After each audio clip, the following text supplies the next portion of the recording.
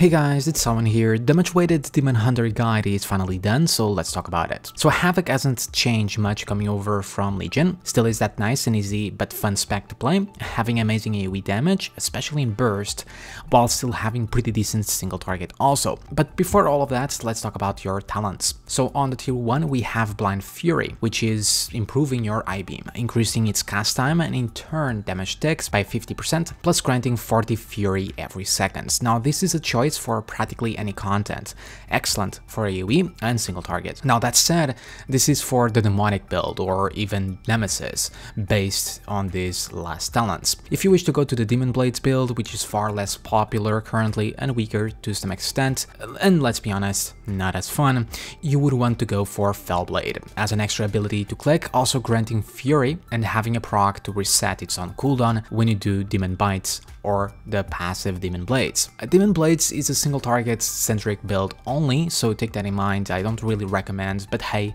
it's still here. More on that as we go through the other talent choices and then the rotation. As for Demonic Appetite, is in a weird spot right now of not being very desirable, granting your Chaos Strikes a chance to spawn a Lesser Soul Fragment. These little orbs that drop when you kill enemies that otherwise only heals you. With this talent, they will also grant you Fury, so isn't as reliable as the others, which makes it weaker. On the tier 2 we have Immolation Aura for demonic or nemesis build. Engulf yourself in flames, damaging all targets around you, plus granting Fury every second up to 80. Damage itself isn't too bad, but the biggest benefit here will be that Fury provided, making it amazing for both AoE and single target. Demon Blades is of course the choice for Demon Blades build, removing your Demon's Bite filler and Fury generator to be done entirely passively. An Insatiable Hunger is entirely passive as well, by just making your Demon's Bite generate 10 more Fury. It's alright, but the others will generate far more Fury in a far more reliable way than this bonus to said Fury generation. As for the tier 3, Fell Barrage is amazing AoE burst ability for all of that glorious damage that you know. That said, for single target or more sustained type of AoE damage, Trail of Ruin will be far better. Just a boring passive, giving your Blade Dance a bleed, or well, chaos damage as a dot on its final slash.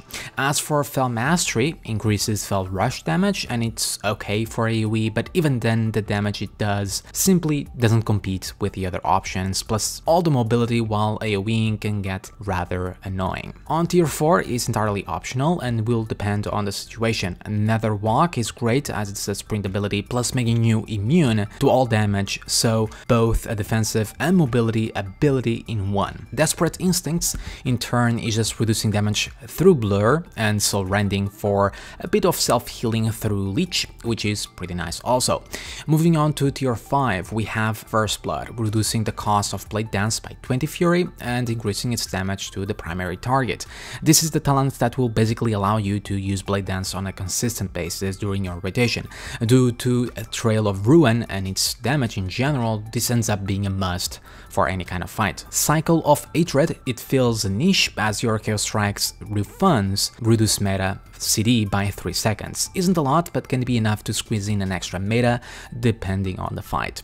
As for Dark Slash, it's an interesting concept, a Colossus Smash-like ability where it will increase your Chaos Strike damage while it's up. Like I said, it is interesting, but currently the results number-wise aren't all that great. On the following tier is optional as well. Do you want a better stun for your Chaos Nova for a reduced CD, or a singular stun like Fell Eruption, or even as a slow for your Throw Glaive with Master of the Glaive. And for the last tier we have Demonic. After each I-beam you transform into meta for 8 seconds, so following the previous talent choices, this makes an excellent build for both AoE, single target, raids, or even dungeons, and quite fun also. If you're feeling like not going for Demonic, Nemesis is pretty decent also for just a flat damage increase of 25%. I don't really recommend it over Demonic, but hey, it works, especially when you have ads that you can take advantage of that buff when you kill an enemy enemy and you can buff to increase all of your damage to that enemy type. As for a momentum, is to be used with that Demon Blades build, making you jump around a lot, as using Vengeful Retreats grants fury over time, and Fall Rushes for that damage increase. Quite clunky personally, but the only viable choice towards that playstyle. With all of that covered, let's talk about your rotation, following the popular demonic playstyle, then go over the other talent choices for the sake of completion. So before openers, let's go over the absolute basics. The gameplay of Havoc is indeed quite simple, just small priorities you have to take in mind in order to maximize your damage, but overall not that complicated, at least when you don't start adding talents like Dark Slash and many others into the mix. So the main idea of Havoc is to put out as many Chaos Strikes as possible, and due to First Blood, Blade Dances as well. All is going to be about these two buttons in terms of your general rotation. In order to use them, you're going to need your resource, Fury. To get it, you're either going to be using Demon's Bite, Immolation Aura, or the talented I-Beam with Blind Fury. More on that in a bit. Immolation Aura is something that you want to use on cooldown in order to maximize its uses. The fury that it gives is extremely valuable, so remember that. As for Demon's Bite, its full purpose is to generate fury whenever you need or have nothing to click, like building towards your first I-Beam here. I-Beam, even without Mnemonic, is quite a high priority ability as its damage is quite strong on your primary target. Obviously with Mnemonic and Blind Fury gets even more important, however it does cost 30 Fury. So the only thing to keep in mind when using I-Beam with Blind Fury is that it's gonna generate quite a lot of Fury. Almost for sure you're gonna overcap, which is something you want to avoid. This is almost impossible to do, but nevertheless, try to use it as low Fury as possible, so between those 30 to 40-ish Fury. Due to Demonic, you're gonna get this short meta. Now meta has a couple of benefits. One is gonna change your Chaos Strike into Annihilation and Blade Dance to Death Sweep. Mechanically, they are the same thing, just a version that deals higher damage in comparison to their unbuffed siblings. Chaos Strike is a simple attack with both of your weapons that also has a chance to refund 20 Fury, so half of its cost, in order to keep that streak of Chaos Strikes going easily. Blade Dance in turn is an AoE/cleave ability, but once again with First Blood becomes a powerful single target tool as well, that you want to use on cooldown. Another benefit of Metamorphosis will be a boost to haste, 25% to be exact, so almost like a mini Bloodlust. So maximizing your I-Beams will be a key point with the Mnemonic playstyle, together with its buffed abilities, in particular Death Sweep or Blade Dance. Demonic lasts for 8 seconds, while Blade Dance cooldown is around 8 as well. It can be reduced by haste, so it's actually possible to fit 2 Death Sweeps inside of this small window. This becomes a goal of yours due to First Blood and Trail of Ruin, so do try to go into I-Beam meta with Blade Dance CD almost ready. Not ready, but almost whenever possible. Remember, you want to maximize its uses as well, and then in turn you're gonna get 2 Death Sweeps on there, and of course you fill the rest of the time doing Annihilations or Chaos Strikes. Now if there is ads or some extra target coming really soon, it can be worth to delay that I-Beam due to its outrageous power in AoE situations, but for the most part do use it on cooldown. Outside of that meta window is the same thing really. You're gonna build Fury with Demon's Bite and Immolation Aura and spam those Chaos Strikes, but once again remember to maximize Blade Dance's uses. Don't be constantly spamming Chaos Strikes. You want to use that Blade Dance the minute it gets ready, so take in mind your Fury and global cooldowns in order to do that. Remember that by maximizing those Death Sweeps and Blade Dances, you get that Trail of Ruin dot going really well, which is surprisingly powerful. So keep doing that until you get another I-Beam to use to go back to the meta type of rotation or rule set. If you're with Dark Slash, remember right now is quite weak. What you want to take in mind is, while one, Blade Dance is no longer usable in single target due to losing First Blood, but do use it if you still have Trail of Ruin.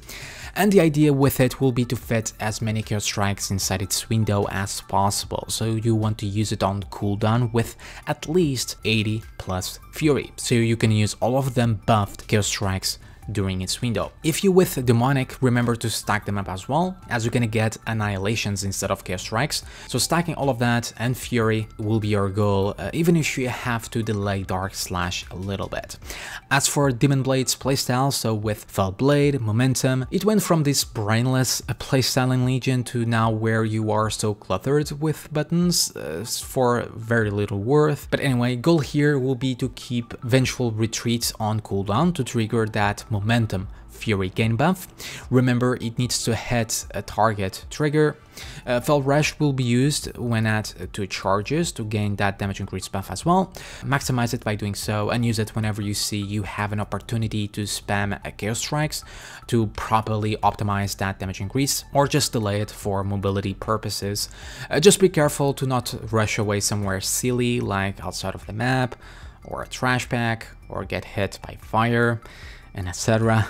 You will still use Blade Dance on cooldown due to First Blood and Trail of Ruin. As for Fell Blade, you also want to use it on cooldown due to the high Fury generation it provides, but be careful not to overcap, so under 80 to 70 Fury. Remember, its cooldown can reset at any point due to Demon Blades. If it does, and those conditions are met, do use it above even Chaos Strikes. I-Beam still use it due to dealing more damage to the primary target, even though you don't have either Blind Fury or Demonic, again if no ads in sight, and then spam Chaos Strikes to deal the most damage and dump Fury and try to fit all of them buttons on their respective cooldowns and rules. If you find yourself on a down phase, you can throw Glaive to fill in, or even a Fell Rush. Now on to your opener with Demonic. So the only cooldown that you have is Metamorphosis. We already talked about it, but obviously here it's gonna last for 30 seconds. However, due to the nature of Demonic talents, you will be able to extend it with I-Beam. So when starting up, you want to precast an Immolation Aura, just as the pool is about to go down, just opening up a global cooldown window in your meta phase and get that Fury rolling straight away. But you don't pop meta right now. First, you want to build towards the first I-Beam to trigger your first meta, then the Blade Dance, that sweep, to put the city rolling. Only then you go for meta, having now a bigger timer of around 36 seconds or so. Now this gets even better if you get the trait Chaotic Transformation. Much like the old Legion talent, activating meta will reset both I-Beam and Blade Dance CD, which means you will be able to go for 2 Blade Dances and 2 I-Beams back to back, extending meta even further. After this, keep with a normal rotation, using Blade Dances on cooldown and spamming Chaos Strike Annihilations until you get your 3rd or 2nd I-Beam to extend meta a little bit longer. As for the Demon Blade's playstyle opener, you still want to go for that Vengeful Retreat first, and then Fell Rush, only after you pop your meta, just so you don't lose precious meta uptime jumping all over the place. But after that, go back to the previous priorities as before, as we talked about, and remember that Vengeful Retreat does need to hit a target to trigger the buff, okay? And that covers it.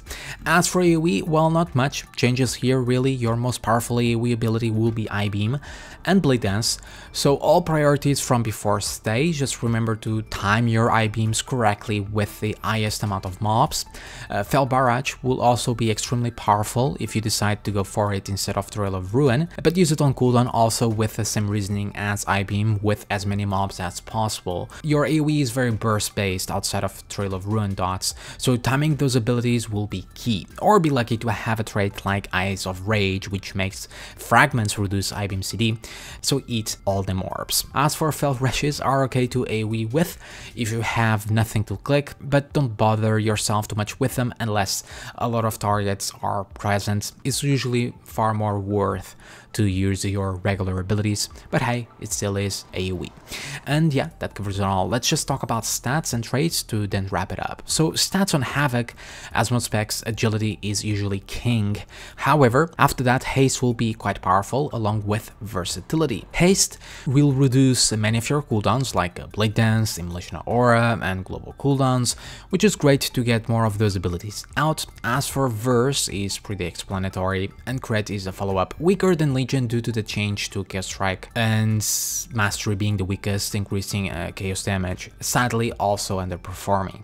As for traits, I mentioned a couple, but on the background you can see the most powerful ones, but do check the website down below in the description to see all of the trait powers as they change quite frequently. And yeah, that covers it all. Hope it helps, and as always, thank you for watching. Remember to like and subscribe to get more videos like this, and check out my Patreon if you wish to support the channel. Have a fantastic day everyone, and I'll see you all next time. See ya.